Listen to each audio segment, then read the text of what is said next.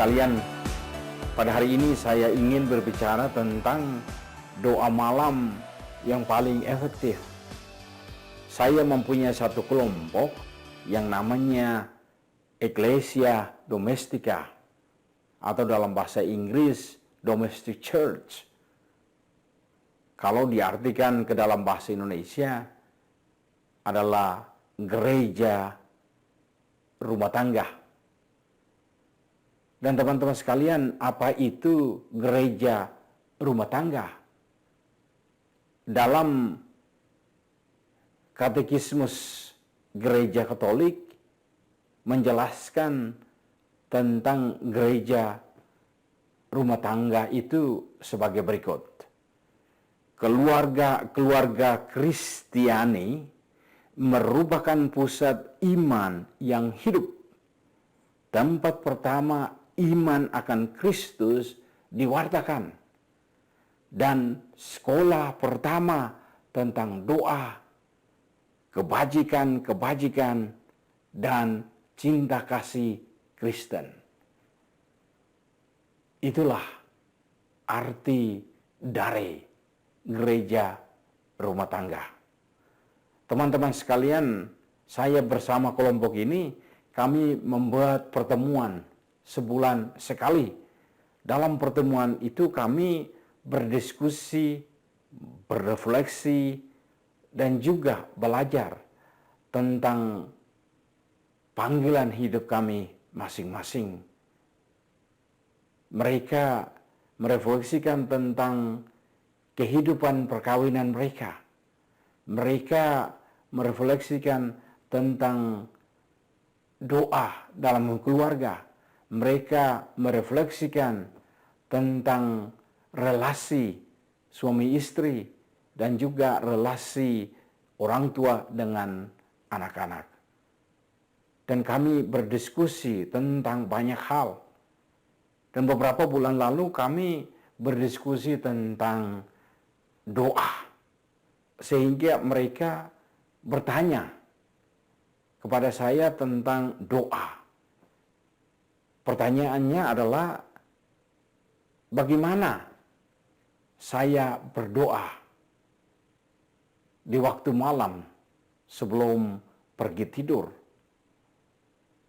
Dan saya menjawab kepada mereka bahwa saya berdoa secara sederhana, yaitu dengan membuat tanda salib dalam nama Bapa dan Putra dan Roh Kudus. Amin. Saya bilang, itulah doa saya. Mereka bilang, itu sangat singkat. Bagaimana seorang biarawan, seorang imam berdoa yang begitu singkat? Saya bilang, tunggu, saya akan jelaskan. Teman-teman sekalian, saya menjelaskan kepada mereka begini, bahwa ketika saya membuat tanda salib, saya mengatakan dalam nama Bapa, dan itu saya melihat Bapa, melihat Allah sebagai Bapa yang menciptakan. Allah yang menciptakan. Teman-teman sekalian, Allah menciptakan kita. Allah menciptakan segala sesuatu. Allah menciptakan seluruh dunia, surga dan bumi. Dan Allah menciptakannya dari kekosongan. Dalam bahasa Latin, mereka bilang, creatio ex nihilo. Create out of nothing. Sehingga teman-teman sekalian, bahwa Allah menciptakan, Dia menciptakan dari ketiadaan. Dia menciptakan dari kekosongan. Dan ketika saya berdoa, saya melihat Allah sebagai Bapa yang mencipta. Dan saya mulai merefleksikan perjalanan hidup saya selama seluruh hari. Dari pagi sampai malam. Saya melihat kira-kira apa yang saya laksanakan dalam seluruh hari. Apa yang saya ciptakan. Dan saya selalu bertanya, kira-kira semua rencana saya dijalankan secara baik atau tidak. Dari pagi sampai malam, apakah saya berdoa waktu bangun pagi? Dan apakah saya berdoa waktu makan? Dan apakah saya melaksanakan tugas-tugas saya dengan baik? Apakah saya memberi sesuatu yang baik kepada orang? Ataukah saya gagal? Jadi teman-teman sekalian, saya merefleksikan tentang Allah sebagai Bapa yang mencipta. Jadi saya melihat, merefleksi apa saja yang saya buat sehingga membuat hidup saya lebih baik atau membuat hidup orang lain lebih baik. Sehingga itu yang saya refleksikan ketika saya membuat tanda salib di dahi. Saya melihat Allah sebagai mencipta. Saya tidak perlu harus menciptakan barang yang besar. Saya bisa menciptakan situasi yang sederhana, melaksanakan tugas saya dengan baik, melayani orang dengan baik, atau juga berbuat sesuatu yang baik dalam hidup saya, sehingga hidup saya menjadi lebih baik. Sesudah itu teman-teman sekalian, saya menghantar tangan saya ke dada, seraya berkata, "Dan putra." Dan teman-teman sekalian, ketika saya menghantar tangan saya ke dada, saya mengatakan, "Dan putra." Saya melihat Yesus. Yesus sebagai apa? Sebagai penyelamat. Dia yang menyelamatkan situasi. Dan saya selalu merefleksikan hidup saya melihat kepada Yesus. Yesus yang menyelamat.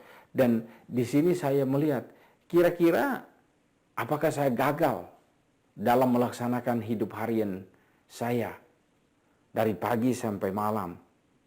Mungkin lupa doa pagi, mungkin kurang bersahabat dengan orang, atau mungkin marah, atau mungkin melaksanakan tugasnya dengan tidak baik, atau dengan tidak setia, atau juga kegagalan-kegagalan yang lain.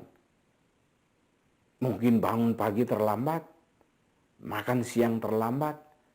Semuanya saya refleksikan teman-teman. Dan saya melihat seluruh itu. Kemudian teman-teman sekalian, sesudah saya merefleksikan Yesus sebagai penyelamat, kemudian saya menghantar tangan saya itu ke bahu saya.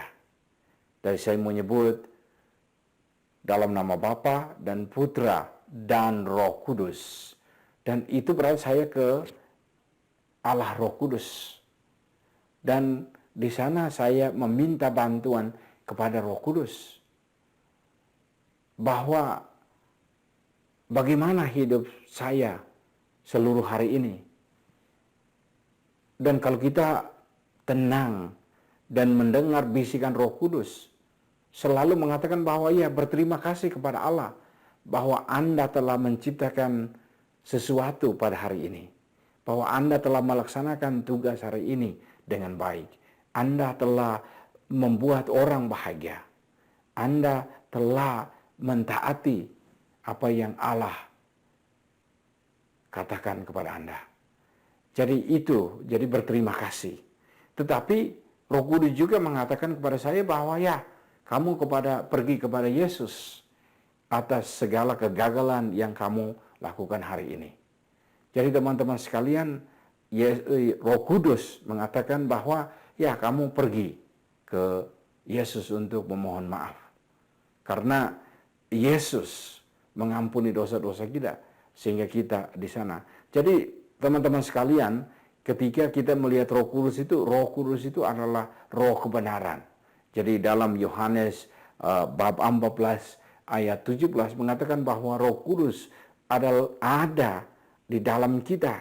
Dia menyertai kita dan membimbing kita. Atau juga dalam Yohanes bab 16 ayat 13 dikatakan bahwa Roh Kudus adalah roh kebenaran, akan datang dan membimbing kita, menuntun kita ke dalam jalan yang benar. Atau juga dalam surat Rasul Paulus yang pertama kepada umat Korintus bab 6 ayat 19 mengatakan bahwa tubuh kita adalah bait Roh Kudus. Jadi Roh Kudus ada dalam diri kita. Jadi teman-teman sekalian, kita melihat seluruh hidup kita berdasarkan tanda salib. Jadi Allah yang menciptakan dan Yesus Kristus yang menyelamatkan dan Roh Kudus yang membimbing kita, menuntun kita untuk menuju ke jalan yang benar. Jadi apa yang kita ciptakan, apa yang kita buat baik, kita bersyukur dan berterima kasih kepada Allah karena Dialah yang menuntun kita dan membantu kita sehingga kita bisa melaksanakan segala sesuatu yang baik. Tetapi juga teman-teman sekalian, kalau kita gagal, kita tidak taat kepada Allah, maka kita pergi kepada Yesus untuk memohon ampun atas segala kesalahan, kegagalan dalam hari itu. Jadi teman-teman sekalian, itulah. Dan Roh Kudus itu yang membimbing kita. Sehingga teman-teman sekalian, kalau kita melihat seluruh perjalanan kita hari ini, seluruh hari, kita melihat dalam situasi itu. Bapa yang mencipta, Yesus yang menyelamatkan, dan Roh yang membimbing. Sudah itu teman-teman sekalian, pada akhirnya sesudah merefleksikan semua, tentu kita membuat amin. Amin artinya ya, saya setuju. Amin artinya ya, saya percaya. Sesudah itu teman-teman sekalian, saya biasanya menutup dengan doa tobat, ya. Sehingga kalau dalam bahasa Indonesia itu ini doa tobatnya seperti yang Anda tahu. Kita berdoa bahwa Allah yang Maha Rahim, aku menyesal atas dosa-dosaku. Aku sungguh patut Engkau hukum, terutama karena aku tidak setia kepada Engkau yang Maha Pengasih dan Maha Baik bagiku. Aku benci akan segala dosaku dan berjanji dengan pertolongan rahmat-Mu hendak memperbaiki hidupku dan tidak akan berbuat dosa lagi. Allah yang Maha Murah, ampunilah aku orang berdosa. Amin. Jadi teman-teman sekalian, itulah doa tobat dalam bahasa Indonesia. Saya biasanya di sini sudah banyak kali selalu doa dalam bahasa Inggris, jadi saya menggunakannya dalam bahasa Inggris. Sehingga teman-teman sekalian, Anda bisa lihat lagi doa tobat dan bisa lakukan itu. Refleksikan berdasarkan tanda salib, yaitu Allah Bapa yang mencipta, Allah Putra, Yesus Kristus yang menyelamatkan, dan Allah Roh Kudus yang membimbing dan menuntun kita. Semoga teman-teman sekalian, Allah Tritunggal menyertai Anda kalian dalam perjalanan seluruh hidup Anda. Semoga Anda semua diberkati oleh Allah yang Maha Kuasa. Dalam nama Bapa dan Putra dan Roh Kudus. Amin. Teman-teman sekalian, saya minta bantuan untuk sharekan video ini. Semoga video ini bisa bermanfaat untuk teman-teman yang lain. Dan terus mengikuti video-video ini karena saya akan buat lebih banyak lagi. Terima kasih atas waktunya. Amin.